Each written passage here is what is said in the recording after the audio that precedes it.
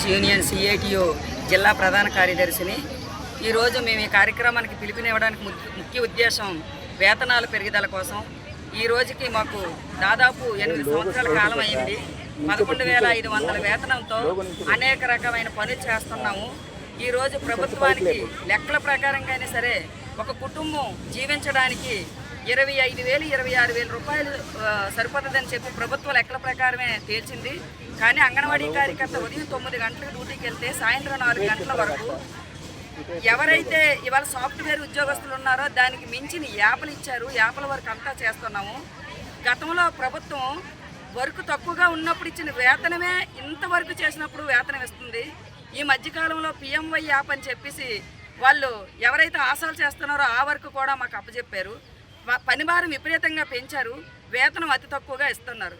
ఇదే ప్రభుత్వం గత 42 రోజుల సమ్మెకాలంలో అన్ని మేము ఎక్కడైతే శిబిరాలు ఉన్నాయో శిబిరాలు అన్ని చోటకి వెళ్ళి మీరు అడుగుతున్న కోరిక న్యాయమైన కోరిక కాబట్టి ఈ కోరికను నెరవేర్చడానికి మేము సిద్ధంగా ఉన్నాము. మీ అందరూ మాకు ఓటేసి గెలిపించండి. మేము ఖచ్చితంగా మీ న్యాయమైన డిమాండ్స్ని నెరవేరుస్తామని చెప్పేసి కూటమి ప్రభుత్వం ఆ రోజు మాట ఇచ్చి ఉన్నారు. అయితే ఆ రోజు నుంచి 2 సంవత్సరాల కాలం అవుతుంది కూటమి ప్రభుత్వం వచ్చి. వేతనం గురించి ఈ రోజుకి వచ్చి కూడా ప్రస్తావించడం లేదు. అయ్యా చంద్రబాబు నాయుడు గారు, నిజంగా మీ మాట మేము నమ్మాము. మేమందరమే మీకే ఓటేసి గెలిపించుకున్నాం కాబట్టి మీ వేతనం పెంచుతారని ఎదురుచూపులు చూస్తున్నాం.